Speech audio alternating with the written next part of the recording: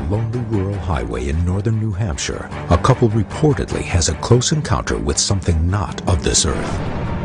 Betty and Barney Hill believe they are being followed along Route 3 by what initially looks like a moving star. They stop the car and realize that the light is actually a disc-shaped craft. At 10:15 p.m., everything suddenly goes black. The Hills believe that at that moment, they were abducted. Betty and Barney Hill case stirred up a whole new range of interest in alien abductions. I'd seen several UFOs. I'd been experimented on. Why would a guy in a small town start talking about his abduction experience unless he really, really believed it happened to him? People were taken aboard spacecraft by extraterrestrials. The stay-in has something to do with the abduction event. They were biologically related. Armed with brand new leads and physical evidence never before seen, the team examines the phenomenon of alien abduction. This is the key case with the best evidence in all the abduction scenarios around. And gets a first-hand exclusive look at a surgery to remove a supposed alien implant. I don't have any reason why that could be there. Which is then subjected to exhaustive laboratory analysis. We actually detected radio frequency. The object is moving on its own. It's just freaky. Alien abductions, psychological phenomenon. We'd like to think he's been abducted, but that this whole thing may be an amazing put-on. Or reality. Skeptics, you just don't know what you're talking about. The team from UFO Magazine opens case number 61203, Abductions.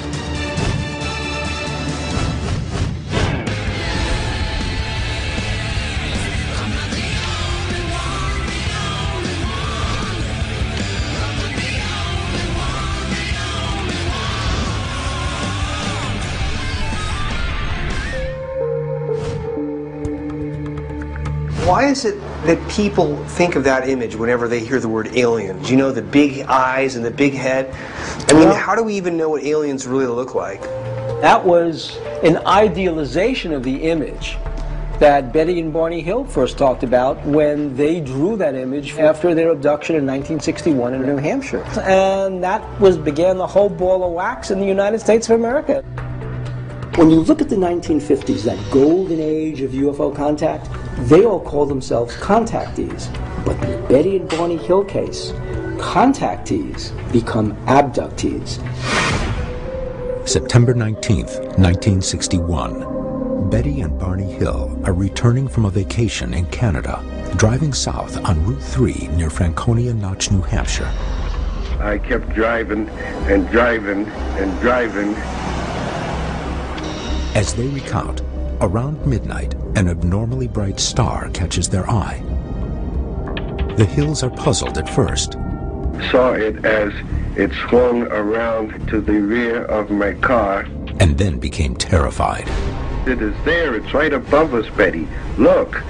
They realize the light in the sky seems to be following them. I was hurrying to get away. What they first believed to be nothing more than a bright star becomes to Barney's eyes a hovering craft 80 feet wide with a double row of windows. And I made a turn. The disc reportedly follows them, flying directly over the car. And I don't know why I had to make that turn. And I was lost. And suddenly, all the Hills remember next is continuing their drive south on Route 3. To their astonishment, they've somehow lost hours of time. Even though they consciously remembered aspects of the entire incident, they didn't remember what happened in the missing time they experienced between the time they saw the spaceship and the time they were in their car driving back to their house. As will later be recounted in the best-selling book Interrupted Journey, which introduced the Hills case to the world.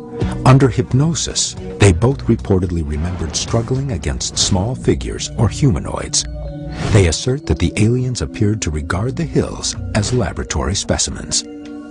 One of the most important aspects of the Hills case is their claim that their abduction left behind physical evidence. Guys, if you can get up to New Hampshire, we could reopen this case, and if you can get any evidence out of it, I know just the laboratories to analyze it. All you do your respective jobs, let's pack our bags and get off to New Hampshire.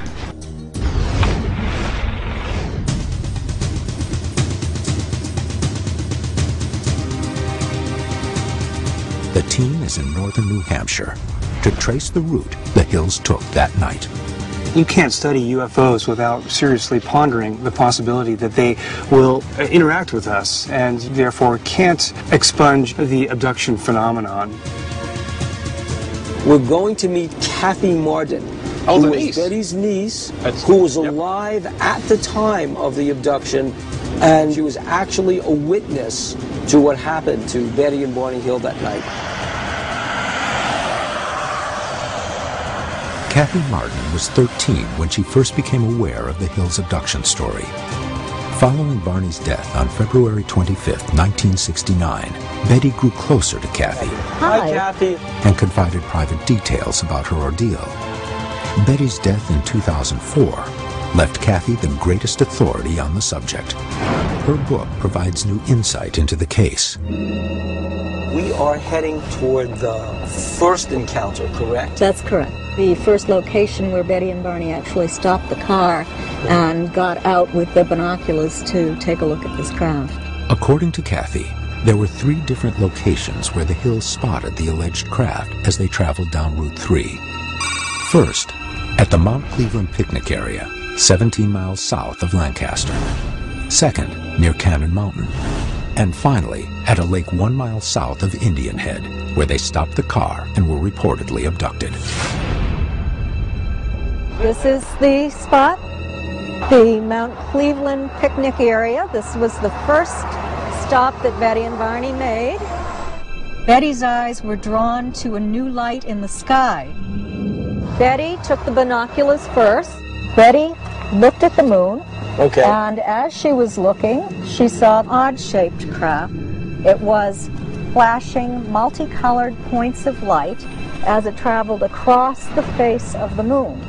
It just immediately swooped down, and no sound. That was the perplexing thing.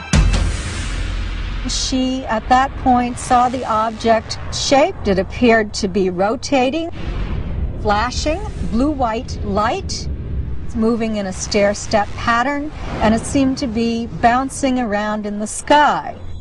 By that time, the craft had moved northwest toward Vermont as it passed over the Cannon Mountain aerial tramway. Barney begins driving again, racing to the safety of the nearest town. But the craft continued to track the car. The craft shifted ahead, stopped, and descended to within about 100 feet of their vehicle, causing Barney to stop the car in the middle of the highway. He looked up at the craft, and there were approximately 8 to 11 figures in the window looking down at Barney. Barney wanted to get away from there and fast. I was hurrying to get away, and I kept driving and driving and driving, and I made a turn. Barney made a left-hand turn onto a dirt road. But there were about 6 to 8 men in the road, and they were confused. What are these men doing in the road? They really had no idea until the men divided into 2 groups and started to approach the car that they weren't human.